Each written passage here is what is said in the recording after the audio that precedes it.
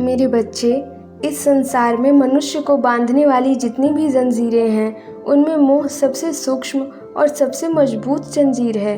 क्रोध दिखाई देता है, लोभ दिखाई देता है, अहंकार भी कई बार दिखाई देता है, लेकिन मोह ऐसा बंधन है जो अक्सर मनुष्य को दिखाई नहीं देता। वह उसे प्रेम समझ लेता है, कर्तव्य समझ लेता है, आवश्यकता समझ लेता है, जबकि भीतर ही भीतर वही मोह उसके दुख का कारण बन रहा होता है। तुम पूछते हो कि महाराज जी, मोह क्या है?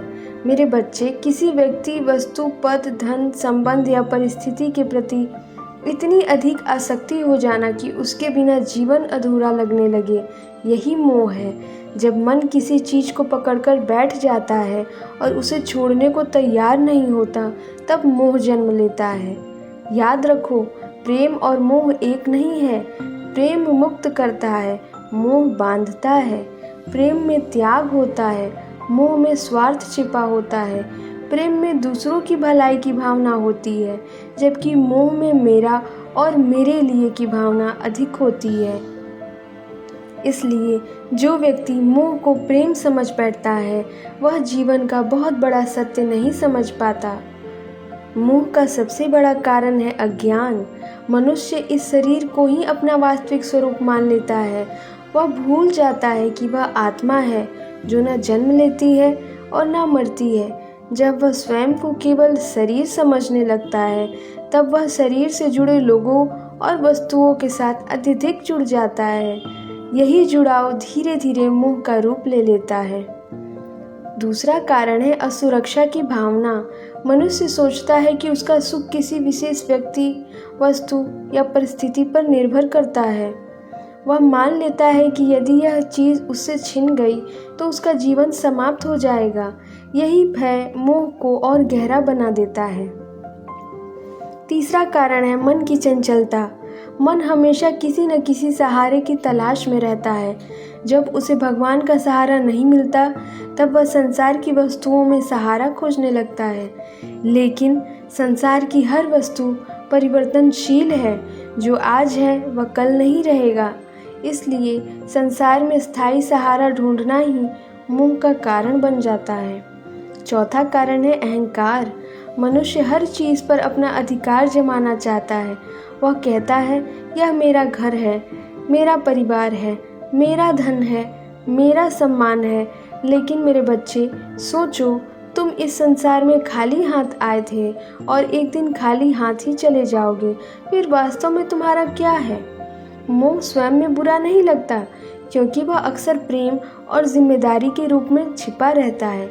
माता पिता का बच्चों के प्रति स्नेह आवश्यक है, पति पत्नी का परस्पर प्रेम आवश्यक है, परिवार की देखभाल भी आवश्यक है। लेकिन जब यही संबंध भगवान से बड़ा हो जाए, जब इन्हीं में मनुष्य अपनी संपूर्ण पहचान खोजने लगे, तब वह मोह बन जाता है।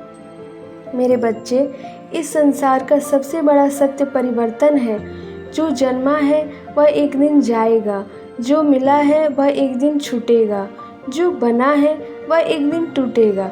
यह प्रकृति का नियम है। लेकिन मनुष्य चाहता है कि जो उसे प्रिय है वह हमेशा उसके पास रहे। इसी इच्छा और वास्तविकता के बीच का संघर्ष दुख पैदा करता है। तुमने देखा होगा कि जब मनुष्य किसी वस्तु या किसी के प्रति अत्यधिक आसक्त हो जाता है, तब उसका मन हमेशा भय में रहता है। उसे खोने का डर, उसके बदल जाने का डर, उससे दूर हो जाने का डर। जहाँ भय है वहाँ शांति नहीं हो सकती। इसलिए मोह अंततः दुख का कारण बनता है। मेरे बच्चे, क्या इसका अर्थ यह है कि परिवार छोड़ दो, संसार छोड़ दो और किसी जंगल में चले जाओ? नहीं, मैंने कभी ऐसा नहीं कहा। संसार में रहो, अपने कर्तव्य निभाओ, अपने परिवार से प्रेम करो, लेकिन यह मत भूलो कि सबसे बड़ा संबंध भगवान से है। संसार में रहो, लेकिन संसार को अपने हृदय में मत बसाओ। कमल का फूल पानी में रहता है, लेकिन पानी उसे चिपक नहीं पाता। उसी प्रकार संसार में रहो, लेकिन मोह में मत डूबो। यही सच्चा वैराग्य है। तुम मुझसे पूछते हो कि मोह से मुक्ति कैसे मिले? सबसे पहले इस सत्य को स्वीकार करो कि संसार की हर वस्तु अस्थायी है। जो अस्थायी है उसे अत्यधिक अपेक्षा मत रखो। जब तुम परिवर्तन को स्वीकार कर लोगे तब मोह की जड़ कमजोर होने लगेगी। दूसरी बात, भगवान को अपना सबसे बड़ा सहारा बनाओ। जब तक मनुष्य संसार पर निर्भर रहता है तब तक मोह बना रहता है, लेकिन जब उसका विश्वास भगवान में स्थिर हो जाता है तब उसका मन धीरे धीरे स्वतंत्र होने लगता है। तीसरी बात, सेवा करो। जब मन केवल मेरा और मेरे लिए सोचता है तब मोह बढ़ता है, लेकिन जब वही मन दूसरों की भलाई के लिए कार्य करता है तब उसका दायरा बढ़ता है और मोह की दीवारें टूटने लगती हैं। चौथी बात, प्रतिदिन आत्मचिंतन करो। स्वयं से पूछो, क्या मैं इस वस्तु या व्यक्ति के बिना भी शांत रह सकता हूँ?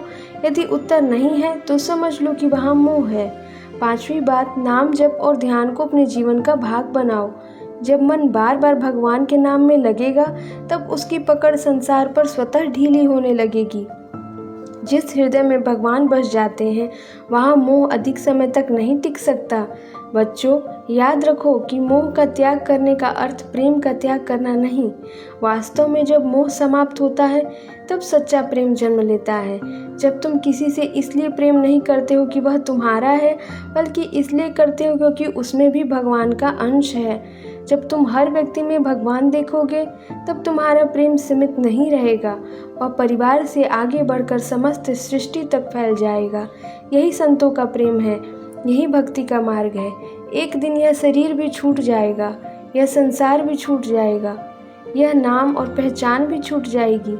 उस समय केवल भगवान का नाम, तुम्हारे शुभ कर्म और तुम्हारी भक्ति ही तुम्हारे साथ जाएगी। इसलिए उस परम सत्य को मत भूलो जिसके कारण यह सब अस्तित्व में है। मैं तुमसे कहता हूँ, संसार में रहो लेकिन भगवान को मत भूलो। प्रेम करो लेकिन आसक्त मत बनो। कर्तव्य निभाओ लेकिन अहंकार मत रखो। जो कुछ भी मिला है उसे भगवान का प्रसाद समझो और जो चला जाए उसे भी भगवान की इच्छा मानकर स्वीकार करो। यह भाव जब तुम्हारे भीतर आ जाएगा तब मोह की जंजीरें टूटने लगेंगी और तुम्हारा हृदय उस शांति का अनुभव करेगा जिसे संसार की कोई वस्तु नहीं दे सकती। सब कुछ भगवान का है, सब कुछ भगवान से है और अंत में सब कुछ भगवान में ही विलीन हो जाएगा। इसीलिए प्रेम करो, सेवा करो, भगवान को याद करो और मोह के बंधन से मुक्त हो जाओ। राम नाम जपो, सब ठीक हो जाएगा। जय श्री राम।